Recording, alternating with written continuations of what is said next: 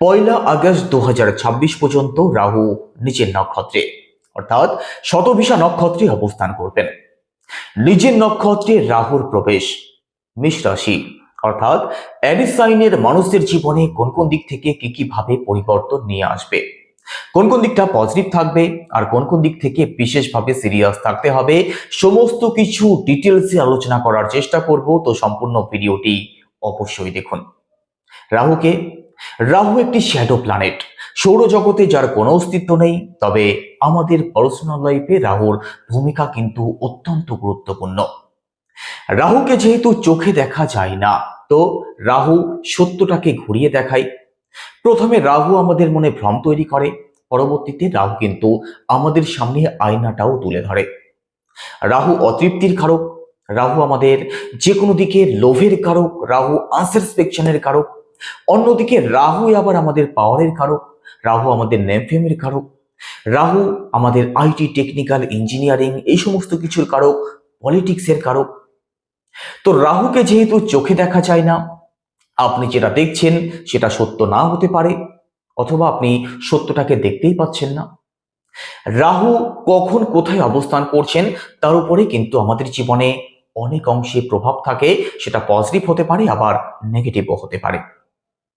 মেষ রাশি সাপেক্ষে বর্তমানে রাহু আপনাদের একাদশ ভাবে অবস্থান করছেন। একাদশ ভাব অত্যন্ত শুভ একটি ঘর। একাদশ ভাব আমাদের সাকসেসের কারক, আমাদের ডিজায়ারের কারক, আমাদের এক্সপেকটেশনের কারক, আমাদের সোর্স অফ ইনকামের কারক, আমাদের ড্রিমের কারক। তো রাহু এই সমস্ত কিছুরই কারক। আর রাহু আপনাদের একাদশ ভাবে অবস্থান করছেন, আর পয়লা আগস্ট পর্যন্ত নিজের নক্ষত্রে অবস্থান করছেন। তো এই সংক্রান্ত দিক থেকে রাহু আপনাদেরকে সাপোর্ট অবশ্যই করবেন। পয়লা আগস্টের মধ্যবর্তী সময়ের মধ্যে সোর্স অফ ইনকাম বৃদ্ধির পূর্ণ প্রচেষ্টা আপনাদের মধ্যে লক্ষ্য করা যাবে, আর সেই পথে আপনি সফল হবেন, সেই চেষ্টা যদি আপনাদের মধ্যে থাকে। দেখুন, রাহু একাদশ ভাব অর্থাৎ লাভ স্থানে প্রবেশ করেছেন মানেই নিজের কাজের প্রতি আপনাদেরকে ফোকাস করতে হবে। রাহু অত্যন্ত ডিসিপ্লিন একটি প্ল্যানেট। আপনি যদি ডিসিপ্লিন না হয়ে থাকেন, সেক্ষেত্রে কিন্তু এই ফল প্রাপ্তি করতে আপনাদের প্রবলেম হবে। অনেকে এমন কমেন্টও করেন যে গ্রহের অবস্থানের তো পরিবর্তন হচ্ছে, তবে আমাদের অবস্থানের পরিবর্তন হচ্ছে না। এর দুটো কারণ হতে পারে, যে আপনার পার্সোনাল বার্থ চার্ট অত্যন্ত দুর্বল, পার্সোনাল বার্থ চার্টে গ্রহের অবস্থান ভালো নয়, অথবা আপনি ভাগ্যের দোহাই দিয়ে বসে আছেন, আপনি আপনার যতটা পরিশ্রম করার কথা সেই পরিশ্রম আপনি করছেন না। তো এখানে একাদশ ভাবে রাহু যেহেতু অবস্থান করছেন, হঠাৎ করে কিছু প্রাপ্তির যোগ আপনাদের তৈরি হতে পারে। হঠাৎ কোনো দ্রব্য আপনি ক্রয় করতে পারেন, অথবা আপনাকে ক্রয় করতে হতে পারে। যে কোনো দিক থেকে আপনাদের সুখ সুবিধার জায়গা বৃদ্ধি পেতে পারে। একাদশ ভাবে রাহু সোর্স অফ ইনকামকে নিশ্চিতভাবে বৃদ্ধি করতে পারেন, তার পূর্ণ সম্ভাবনা থাকবে। কর্মজীবনের দিক থেকে আপনাদের প্রমোশন হতে পারে, বড় কোনো অ্যাচিভমেন্ট, বড় কোনো সাকসেস, নেম ফেমের জায়গাটা আপনাদের বাড়তে পারে। আপনি আপনার নিজের স্বপ্নের পেছনে এবার ছুটতে শুরু করবেন। এতদিন যেগুলোকে আপনি চাপা দিয়ে রেখেছিলেন, সেই স্বপ্নগুলো সত্যি করার একটা প্রচেষ্টা আপনাদের মধ্যে লক্ষ্য করা যাবে পয়লা আগস্টের মধ্যবর্তী সময়ের মধ্যে। কারণ রাহু এই সময় নিজের নক্ষত্রে অবস্থান করবেন। তো রাহুর অন্য কারো কাছ থেকে পারমিশন নেওয়ার কোনো প্রয়োজন নেই। আপনাদের আশা, স্বপ্ন, আপনাদের যে কোনো ডিজায়ারকে রাহু অবশ্যই পূরণ করবেন। দেখুন, একাদশ ভাব থেকে আমাদের বড় দাদাকে বিচার করা হয়। তো বড় দাদা কিংবা বড় দিদির দিক থেকে আপনি সাপোর্ট পেতে পারেন। তাদের সাথে যদি সম্পর্ক নষ্ট হয়ে থাকে, দেখুন একাদশ ভাবে রাহু বড় দাদা দিদির সাথে যদিও সম্পর্কের জায়গাটাতে নেগেটিভ প্রভাব বিস্তার করে, তবুও নিজের নক্ষত্রে যেহেতু আছেন, তো তাদের সাথে সম্পর্কের জায়গাটা বেটার হতে পারে। আপনি তার বাড়িতে যেতে পারেন, অথবা সে আপনার বাড়িতে আসতে পারে। তো ওভারঅল আপনাদের মধ্যে অ্যাটাচমেন্ট, বন্ডিং এর জায়গাটা ভালো হতে দেখা যাবে। এই সংক্রান্ত মানসিকতা আপনাদের মধ্যে তৈরি হবে, তার পূর্ণ সম্ভাবনা থাকবে। IT, technical, engineering, AI, smart কোনো ওয়ার্ক, এই সংক্রান্ত কোনো কাজের সাথে যদি আপনি যুক্ত হয়ে থাকেন, তাহলে কাজ আপনাদের অবশ্যই ভালো চলবে। কর্মজীবনের দিক থেকে উন্নতির পূর্ণ সম্ভাবনা থাকবে। নেম ফেমের জায়গাটাও নিশ্চিতভাবে বৃদ্ধি পেতে দেখা যাবে।